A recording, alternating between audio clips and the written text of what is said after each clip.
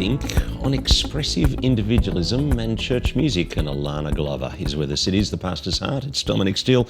What is the problem and what is the way forward? Expressive individualism is unavoidably impacting our members and our churches. There's an impact on churches and actually on singing. If churches do not address this impact, it can lead to disengaged congregational participation, an overemphasis on emotional sincerity, a weakening of the church's communal identity, and a missed opportunity for the valuable spiritual formation that comes from us singing together. They are the words from the conclusion of Alanna Glover's new thesis on, expressive individualism and church music. She's with us. She's worked for years in music ministry for the last decade with EMI Music and has written a significant thesis on this impact of expressive individualism on congregational singing in evangelical churches. Alanna, thanks for coming in. I want to start with your pastor's heart because you have thought about our congregations and evangelical congregations, and the band was good and they were well prepared and they're competent and they prayed, and yet church started and the congregation weren't engaged. Yeah. I've seen this a lot over my years of song leading. And you got there at 8 a.m. and it's 9:30 now. Yes, isn't it so disheartening to spend all this time making the music great and then just to see the congregation totally disengaged with that activity. What a missed opportunity. So I really wanted to look into what was influencing the way that our congregation sings. And is it me? Is it us, the band, or is it something wider? Yeah, and in some cases it is the band, but I think it's so much deeper than that. And I wanted to see what is it that our secular worldview is telling us about how we should be when we're in church, and what is it that the Bible tells us we should be valuing and doing as we sing together. So I went in, I actually had never even heard of expressive individualism when I started this research, but I knew that there was something happening there that I could see, Now, you're actually saying there's been a shift. I mean, a shift from, if you like, 80s, 90s Christianity and evangelicalism to 2020 Christianity and evangelicalism. What do you diagnose the shift as? Well, that is the timeline that we've seen expressive individualism rise as the worldview that we're kind of living and breathing these days. And it's a real move away from collectivism, so, that we do things because that's what our community does and we do things because that's what our family do. And that may have been people's attitude to church back in the day. They come because that's what we do. That's what my family does. I sing because that's what we do. But expressive individualism teaches us not to go with the flow, not to do things because everyone else is doing it, but to look inside ourselves, see what we find there and stick to that and live that out. And that means that a lot of people are less likely to just go with the flow and just sing because that's what we do. Yeah. Let's go, if you like, to before and after, and we'll go to the Bible and we'll put up a slide from your thesis. Yeah. And just get you to speak to this slide from Colossians 3:16, 17. Yeah. Well, there are lots of great things in the Bible that talk about singing, but Colossians 3:16 is one of your favourites. Definitely me and so many other people involved in music ministry. And it shows us that there's kind of three things happening as we sing, and it's helpful to plot this against arrows to show kind of where things are coming from. So let the word of Christ dwell in you richly. We see that God gives us the word of Christ. So that should be the content of our songs. And then we teach and admonish one another in song. So there's this horizontal aspect to this ministry. We are singing to one another. We don't often think of that. We often think of it as singing just between us and God, but it is a horizontal ministry of teaching and admonishing. And then all of that is happening, singing with gratitude in your hearts to God. That's all giving praise and thanksgiving to God as a community. Yeah. Now, if you were to roll in Ephesians 5 or 1 Corinthians 14, what things would you add? How would you tweak that framework? Yes, things like instead of the emphasis being on the word of Christ being given to us, it's the Spirit being given to us. But you'd still have, if you like, that downward thing from God to us. Yes, that's right. In all those passages, you can see this kind of triangle thing happening that shows us we're being given something from God, then we are doing something together on a horizontal level, and all of that is for the glory of God as he cultivates thanksgiving in our hearts. And then one of the things I noticed as I was reading through your thesis is that you're actually saying that essentially most of the problems in church music have come from, if you like, an overemphasis on one of the arms of those triangles. Perhaps you could just give me, if you like, the caricatured classic mistakes that we make. Right. Yeah. And you can kind of see some of these mistakes even physically. So for a church that might emphasize the horizontal aspect, they will say, you cannot close your eyes while you sing because we are looking at one another as we sing. We are emphasizing this horizontal thing. And so the singing becomes not so much about giving praise and thanksgiving to God, but about just admonishing one another. I'm only teaching and admonishing you. Yeah. And then the flip side of that, those churches where you see, and everyone's just a sea of eyes closed because it's all about you and God. It's all about that maybe downward trajectory, but mostly upward trajectory. This is what I'm giving to you, God. This is the praise that I'm giving to you. Kind of doesn't matter who's standing around me as I do that. And that shows a overemphasis on just that upward trajectory arrow instead of seeing all of those things working together. Right. Okay. Now, all right, rise of expressive individualism. Yeah. And, what is expressive individualism? Yeah. So it's the worldview that makes up a lot of our Western secular society today. It's the idea that we look inward to find out what is true rather than looking at an exterior authority or source of truth. You look inward, you find what's there, and you cultivate that and hold on to that, and then you make decisions in your life that will help you best express that to the world around you. So that leads to consumer culture, that leads to people changing jobs every 2 years, that leads to people changing church every 2 years based on how they feel inside and what is going to best represent their truth. Changing church every 2 years too. I don't know if that's the statistic, but, even the concept of church shopping. Yeah. That this one doesn't suit me anymore, I'm going to go to this one, or I'm going to watch a lot online depending on how I'm feeling. There's less of a commitment maybe to a church community, particularly the idea of being committed to a local church community. Now we shop around and we find out what best suits us. Suits my brand. That's right. Yeah, my brand. Okay, so we got another triangle. Yeah. We'll put up, and I'll just get you to unpack this. How has expressive individualism changed?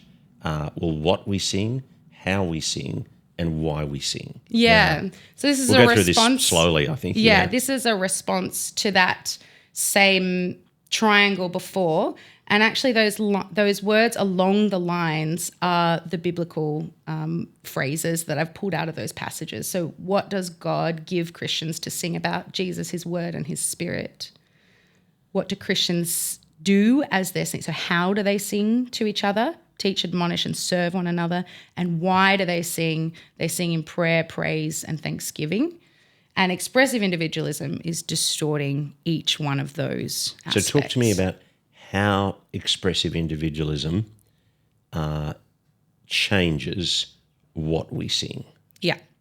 So if expressive individualism tells you that truth comes from within instead of from an external source, there's an immediate clash there, isn't there? If the Bible tells us that truth comes from Jesus, his word, and his spirit comes from God, then those are directly in contrast with one another. Instead, expressive individualism tells you the source of truth is found within you, and that should be the thing that you're singing about. And if there's anything in tension there, follow what your heart is telling you, what you find inside. Okay, let's make it concrete. Where are some examples of how expressive individualism has impacted song words in songs that I might have heard of? Ooh, songs you might Christian have heard songs that I might have heard of. Well, there's a trend that a lot of songs these days are using a lot more I language instead of we language. Yep. So they're much more likely to be a personal experience rather than a corporate experience. So, I mean, I can see a psalm where David speaks personally. Of course. Yeah.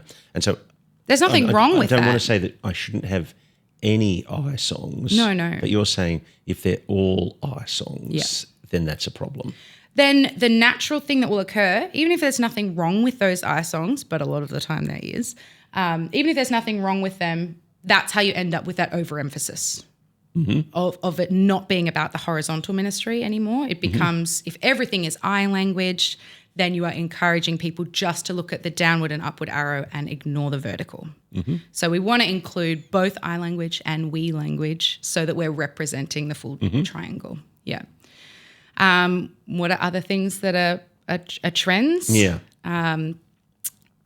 Much more expression of emotion in the lyrics rather than a reflection on the concrete truths that we find in the Bible.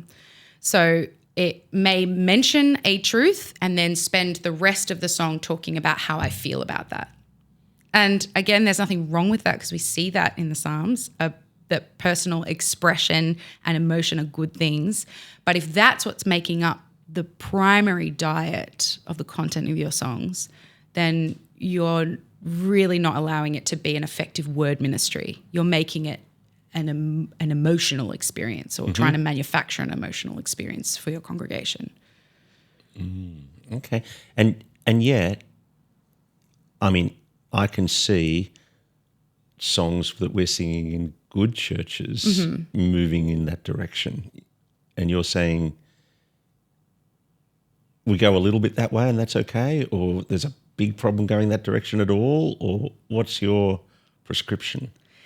I just think there are too many really great songs out there for us to be settling for songs that are simply not wrong. Does that make sense? There are a lot of songs that you can look at and you can say, that's fine. I can't see that there's anything, theologically incorrect about what's said there, but there's just not enough there. There's not enough great, rich biblical content there to be training our congregations to live out lives of that are shaped by the gospel. So it's just not enough that it's not wrong. Yeah. Good. Okay. Let's go to the next one, how we sing.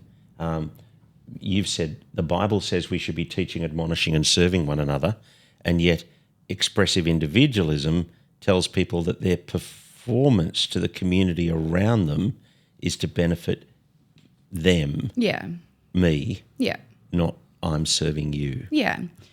It's the attitude that I sing so that I can have an experience that is rewarding to me or enriching to me.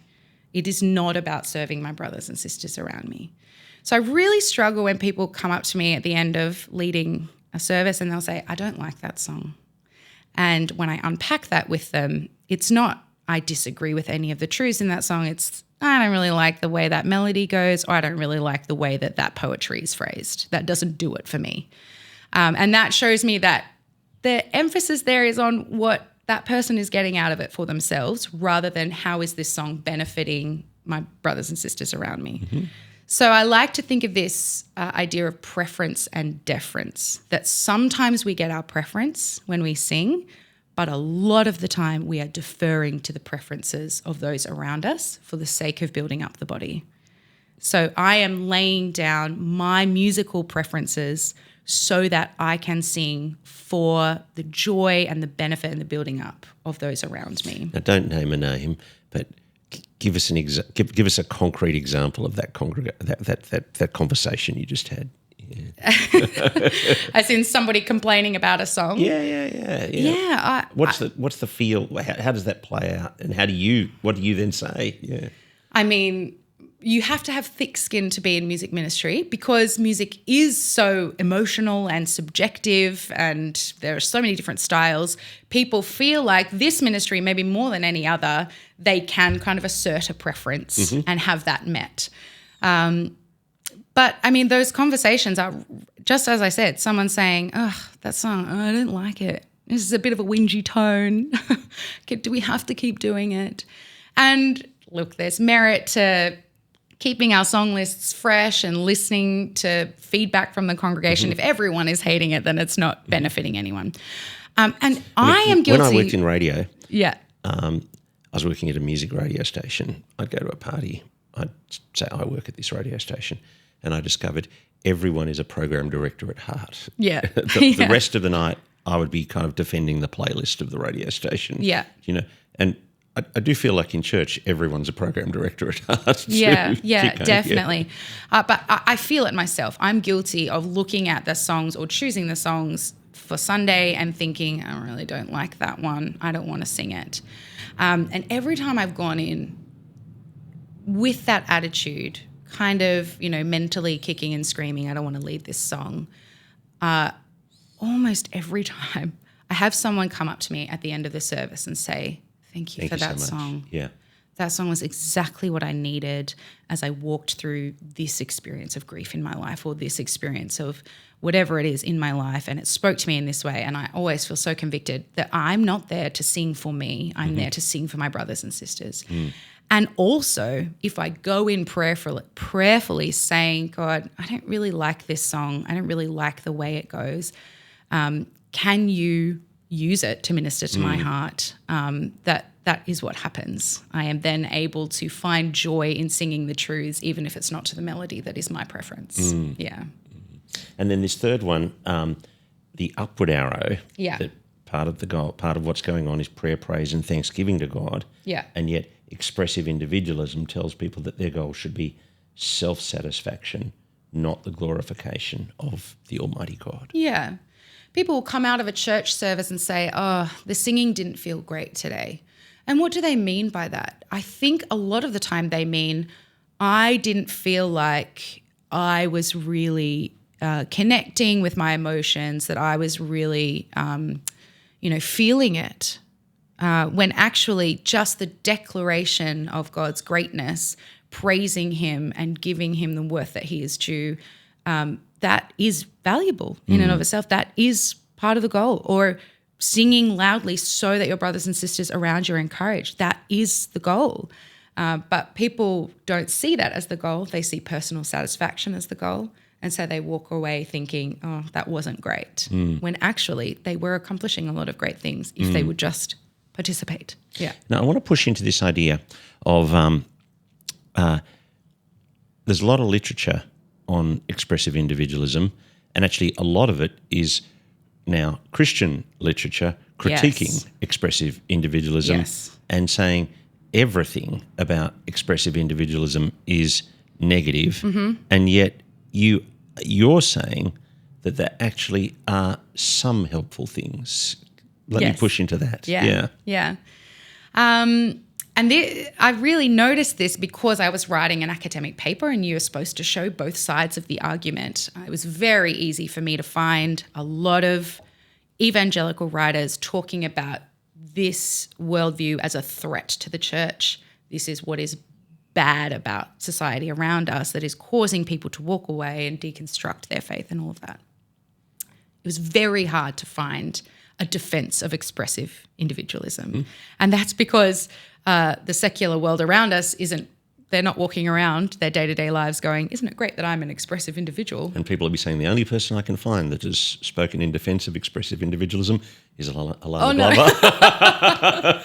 I'm not quite defending the whole thing, but I just thought being a person that is of that generation where I am living and breathing that world of expressive individualism. And this was actually what I found so helpful about reading you, because I realised everyone else serious that I'd read on expressive individualism was 20 or more years older than you. Sure. So I'm very interested. I was very interested in reading what you had to say, and I'm very interested in hearing what you've got to say now. Yeah. There just seemed to be a little bit of a disconnect between what I was reading. You can't avoid it. If you've grown up in it, you are an expressive individual, and it is totally incompatible with Christianity. How do I reconcile those two things as a person who is living and breathing in that world, but is a committed Christian? There must be more nuance there. And there are a lot of values that are problematic about it, absolutely. But I think there are a couple of values ingrained in it that are maybe helpful for us becoming committed, sincere Christians, particularly the value of authenticity and of living out of a deep conviction. So that is a real fight against nominalism. We don't just do things because we are told to. No, we're deeply suspicious of being told to do anything. But once we are convinced of something, are convinced that something is worthwhile, then we are much more likely to live that out in a committed way. So I think it means that when people are singing really well in your congregation that are my age and younger, it's based off a real deep conviction of the faith that they profess. Which I think is actually encouraging.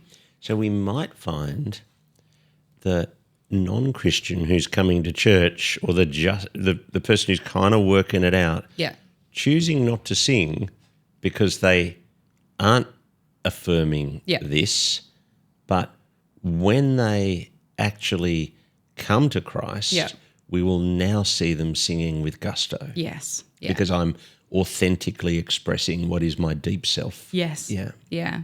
That's interesting. I mean, and that's interesting to reflect on how that might impact things like saying the creed, that the person 20, 30 years ago might have been prepared to parrot the creed. Yeah. I'm just thinking aloud here, and yet not mean it. Yeah. Whereas now the expressive individual is I'm not going to say that. I disagree with that. Yeah. And maybe they're slower to take it up because they want to spend time thinking it through. It is really hard to think through those deep truths of the creed in the moment as you're saying them at pace. But once people have understood it, have been taught what it all means, and are on board with it, then they are much more likely to participate in a way that is genuine and heartfelt and committed. Threats and opportunities of expressive individualism for the church. Yeah. So, look, there are a lot of threats, and we're seeing people walking away from the church because of it. It is... And you and I both got friends in that situation. Oh, so many. It is a huge problem to be told that truth does not come from an external source, that we should look within ourselves to find what is true and what is meaningful, because we know what lies within. It is fickle, it is sinful, it is broken, and it will keep changing its mind. So that is very problematic. Other threats, just a general suspicion around anything that is kind of a big organisation. So there will just be a general attitude of the church, that organisation, I can't trust them. They are this big organisation that have systems and authorities, and expressive individualism will say be suspicious of that. I mean, that's interesting. I don't think I had put together. I mean, a lot of people would say, I don't like the church. Yeah. But I do like actually you. Yeah. I do like what you're doing in your church at down the road here, and the people seem nice, and they don't like the church, big church, do you know? Yeah, the capital, the church. The church, yeah. And I don't think I'd put that, I mean, I'd noticed that phenomena, but I don't think I'd put that under the heading of part of the consequences of expressive individualism before. Yeah. I mean, they trace its roots back to kind of the French Revolution and, overthrowing of authorities that have, squashed the little guy. Now, what about expressive individualism and Pentecostalism? I mean, we're in a city where Hillsong is a big player. Yep. Christian City, CCC, is a big player. Yeah. And you've got evangelicalism is a big player. Yeah. And so up until now, you've been describing the impact of expressive individualism on evangelical churches. Yeah. What has the impact of expressive individualism been on the Pentecostal charismatic church? Right. Yeah. My thesis was focused on evangelical churches. This is not what you're. This is just for me. As an aside, Yeah. I mean, Pentecostal churches, they have a lot of differences They've leaned within themselves, Yep. across the different Pentecostal churches on what they believe. Mm-hmm. So some are going to be much more problematic than others from an evangelical perspective.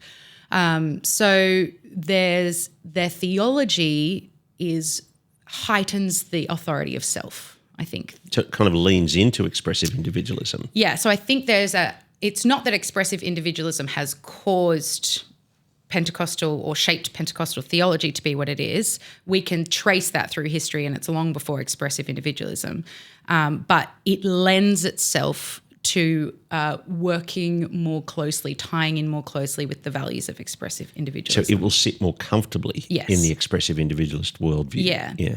So take, for instance, the idea of tarrying, this idea that started in very early Pentecostal days, the 1900s, of we sing in order to gain God's favour and in order to show God and demonstrate to God our devotion to him.